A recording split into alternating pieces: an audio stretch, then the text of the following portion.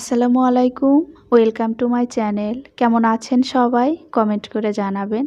আশা করছি আল্লাহ তাআলার অশেষ রহমতে সকলে খুবই ভালো আছেন এবং সুস্থ সুন্দর আছেন। আমরাও আলহামদুলিল্লাহ সকলে খুবই ভালো আছি। বরাবরের মতো আরেকটি নতুন ভিডিও নিয়ে আপনাদের সামনে চলে আসলাম। আশা করছি ভিডিওটি সকলের ভালো লাগবে। এই মুহূর্তে যারা আমার ভিডিওটি দেখছেন সকলের কাছে বরাবরের মতো রিকোয়েস্ট করছি, প্লিজ ভিডিওটিতে একটা লাইক দিয়ে পুরো ভিডিও কন্টিনিউ করবেন। দেখতে দেখতে যদি বেশি ভালো লেগে যায় চাইলে চ্যানেলটি সাবস্ক্রাইব করে রেখে দিতে পারেন এবং পাশে থাকা বেল অল অপশনে প্রেস করে রাখবেন। পরবর্তী ভিডিও যখন দেব তখন সবার আগে আপনার কাছে নোটিফিকেশন চলে যাবে।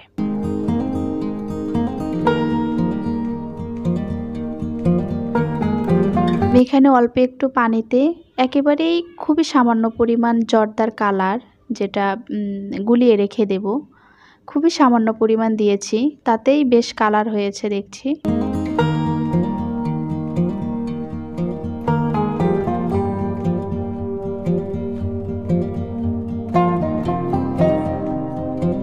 এখানে স্লাইস করে 3 টুকরো লেবু নিলাম।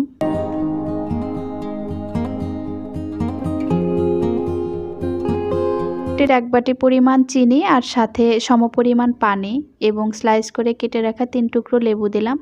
আর ওই যে জর্দার কালার যেটা পুরোটা দিলাম না, অল্প একটু দিলাম, তাতে বেশ কালার হয়েছে। তো এটা আমি মোটামুটি 10 থেকে 15 মিনিট জাল করে নেব, একদম হাই হিটে জাল করে নেব।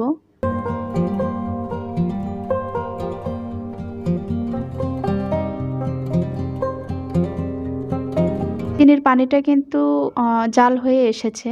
এবার এটাকে আমি নামিয়ে নেব। হওয়ার পরে কিন্তু অনেকটা ঘন হয়ে আসবে, সেই কারণে একটুখানি পাতলাই রেখে দিলাম, কারণ ঠান্ডা যখন হবে তখন যদি বেশি ঘন হয়ে যায় তাহলে আমি যে জিনিসটা তৈরি করতে চাচ্ছি সেটা আর হবে না। আর এখানে কাঁঠালের বীজগুলো শুকাতে দেব বারান্দায়। দেখা যায় যে প্রতিদিন এরকম বারান্দায় দেই, আবার সন্ধ্যায় তুলে রাখি।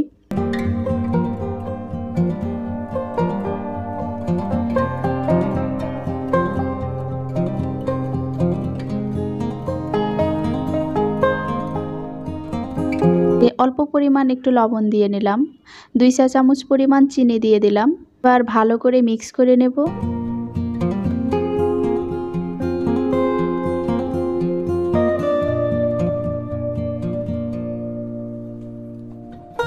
ছোট বাটির 3 বাটি পরিমাণ এখানে ময়দা যুক্ত করে দিয়েছি, সাথে 1 বাটি পরিমাণ গুঁড়ো দুধ দিয়েছি। সবগুলো উপকরণ এবার ভালো করে মিক্স করে নেব। তেলটা দিতে ভুলে গিয়েছিলাম, তো পরে আবার তেলটা যুক্ত করে দিয়েছি। মোটামুটি আধা ঘন্টার মতো এই ডোটি রেস্টে দিয়ে রাখলাম। এবছর আম খেয়ে খুব একটা বেশি মজা পাওয়া যায়নি, যেহেতু বছরটা খরার বছর। আর এবার হাড়িভাঙ্গা আমটা জাস্ট এভাবেই কেটে কেটে খাওয়া হয়েছে। জানি না হাড়িভাঙ্গা আম এরকম শক্ত হয় কেন, গত বছরেও কিনেছিলাম সেম অবস্থাই হয়েছিল। তবে যত আমই হোক না কেন আমার কাছে বেস্ট কিন্তু আম্রপালি।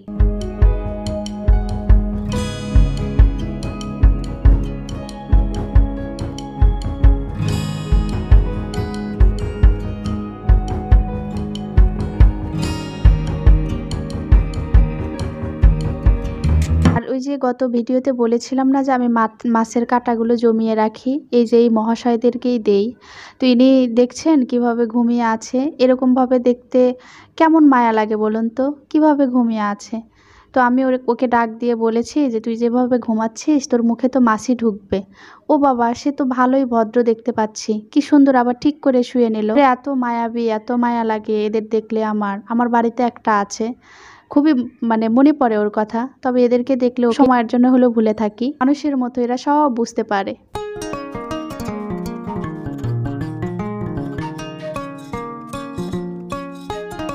যে ডোটি রেস্টে রেখেছিলাম এবার সেটা দিয়েই একেবারেই পাতলা করে করে রুটি বানাবো আমি। পাতলা বলতে যতটা পরিমাণ পাতলা করা যায় ততটাই করব।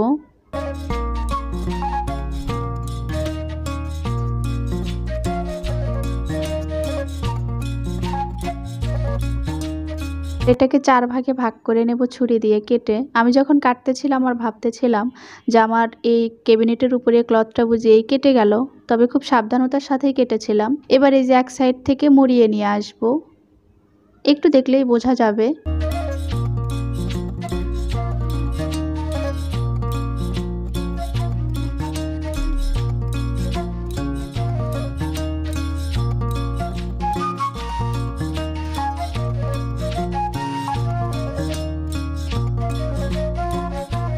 বাচ্চাদের যে ব্যান্ডের সাথে ক্লিপগুলো থাকে সেম সিস্টেমের করে নিলাম। তো আমার সবগুলো পিঠাই কিন্তু হয়ে গেছে। পিঠা বলেন আর গজা বলেন, বলা চলে একই।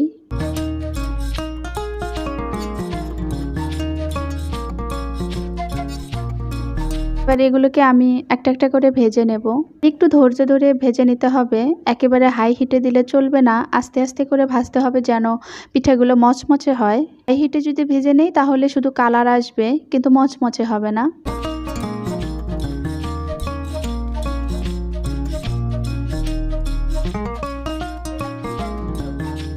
এই যে আমি প্রতিটা পিঠা কিন্তু এরকম গোল্ডেন করে ভেজে তুলে নিয়েছি।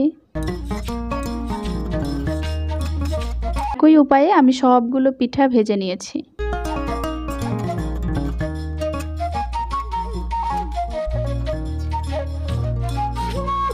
ওই যে শিরাটা তৈরি করে রেখেছিলাম সেটাই এখন ভিতরে যে 3 টুকরা লেবুর স্লাইস করা টুকরোগুলো দিয়েছিলাম সেটাই হচ্ছে তুলে নিচ্ছি। একটা করে পিঠা এবার এই রসের মধ্যে ডুবিয়ে ডুবিয়ে তারপরে তুলে নেব। খুব বেশি একটা সময় ধরে যে ডুবিয়ে নিয়েছে তা কিন্তু নয়, এবং রসও ঠান্ডা, পিঠাগুলোও কিন্তু পুরোপুরি ঠান্ডা হওয়ার পরে আমি ঠিক এভাবে তুলে নিয়েছি। আর পিঠাগুলো যদি গরম অবস্থায় দিতাম তাহলে একেবারে নরম হয়ে যেত, খেতে ভালো লাগতো না।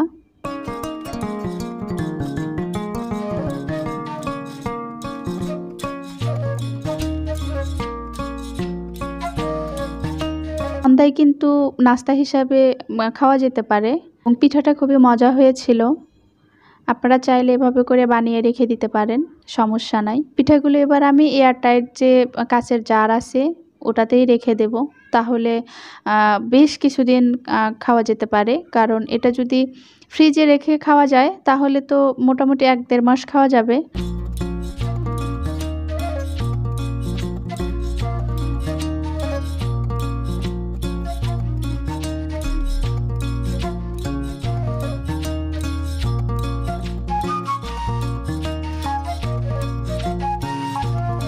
আর আপনাদের অপেক্ষা করাবো না। তো আমার ভিডিও টাইটেলে যেটা ছিল যে আমি সারা বছর কিভাবে আমার গাছগুলোকে সবুজ এবং সতেজ রাখি, তো সেই টিপসগুলোই শেয়ার করব। তবে একটা অনুরোধ করব, ভিডিও যদি স্কিপ করে করে দেখেন তাহলে কিন্তু কিছুই বুঝতে পারবেন না। আমি 2 থেকে 3টি টিপস এখানে শেয়ার করেছি আপনাদের সাথে। তবে রিকোয়েস্ট করব ভিডিওটা পুরোপুরি কন্টিনিউ করার জন্য। প্রথম টিপসটা হলো, আমি প্রতিদিন সকালবেলা এবং বিকেলবেলা গাছের প্রত্যেকটা গাছে এরকম স্প্রে করে করে দেই পানি দিয়ে। আর চেষ্টা করবেন ফিল্টারের একদম স্বচ্ছ পানিটা নেওয়ার। যারা গ্রামে তাদের তো সমস্যা নেই, ওনারা টিউবওয়েলের পানি দিলেই চলবে। আর গ্রামে সাধারণত এরকম স্প্রে করতেই হয় না, কিন্তু আমরা যারা শহরে থাকি এত ধুলা ময়লা এসে পড়ে, একদম বালি খচখচ করে পাতাগুলোর উপরে। তো এরকম যদি সকাল বিকাল আপনি পাতাটা স্প্রে করে দেন স্বচ্ছ পরিষ্কার পানি দিয়ে, দেখবেন প্রত্যেকটা পাতা একদম সবুজ তরতাজা থাকবে, এবং আমার গাছগুলো দেখেই বুঝতে পেরেছেন। আর টিপস নাম্বার 2,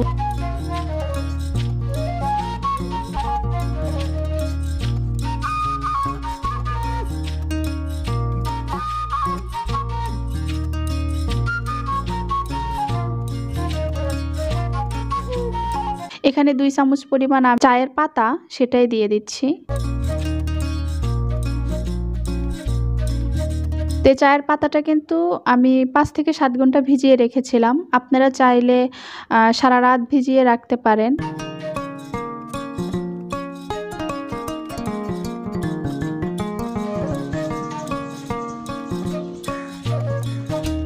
তো ভিজিয়ে রাখার পর কিন্তু দেখতেই পাচ্ছেন পানির রঙটা পুরো চেঞ্জ হয়ে গেছে। তো আমি চা পাতা সহ পুরো পানিটাই নিয়ে নেব।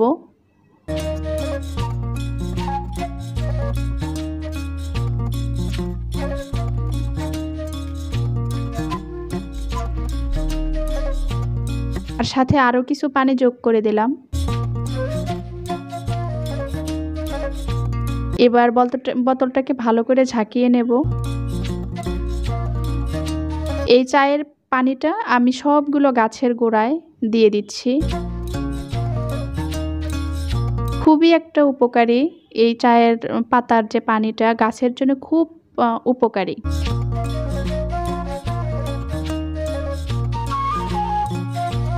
এবার হচ্ছে একদম আসল যে টিপস সেটাই আপনাদের সাথে শেয়ার করছি। এখানে দেখতেই পাচ্ছেন খুবই অল্প পরিমাণ আমি ইউরিয়া সার সেটা নিয়েছি। একেবারেই অল্প পরিমাণ নিয়েছি। তবে টব অনুযায়ী কম বেশি করা যেতে পারে, কোনো সমস্যা নেই। তবে বেশি দেওয়া যাবে না, সেক্ষেত্রে গাছ মরে যাওয়ার সম্ভাবনা থাকবে। আর আমার টবগুলো যেহেতু বেশ বড় বড়ই ছিল, আর একটা জিনিস খেয়াল রাখতে হবে যে আপনি সদ্য যে গাছ লাগিয়েছেন সেটাতে কিন্তু আবার এই সার ইউজ করা যাবে না। গাছটা ধরে ওঠা পর্যন্ত অপেক্ষা করতে হবে। আর এই সারটা ব্যবহার করতে হবে গাছের মানে একটু ফাঁকে দিয়ে দিয়ে, গাছের গোড়ায় কিন্তু দেওয়া যাবে না। আমি এভাবে কিন্তু সবগুলো গাছের গোড়ায় দিয়েছি। মাটি বুঝে অল্প কম মানে কম এবং বেশি পরিমাণটা মাটি বুঝে দিতে হবে। সব গাছের গোড়ায় কিন্তু আমি দিয়ে দিচ্ছি। আমার কয়েকটা গাছ সদ্য লাগিয়েছি, সেগুলো বাদ দিয়ে বাকি সবগুলো গাছেই দিয়ে দিচ্ছি।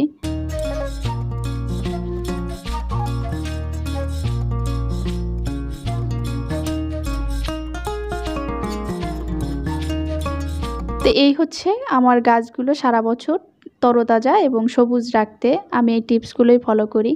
তো বন্ধুরা, আজকের ভিডিওটি আপনাদের কেমন লাগলো প্লিজ কমেন্ট করে জানাবেন। দেখা হবে নেক্সট কোনো ভিডিওতে। সে পর্যন্ত সকলে ভালো থাকবেন, সুস্থ থাকবেন, সুন্দর থাকবেন। আল্লাহ হাফেজ। আসসালামু আলাইকুম।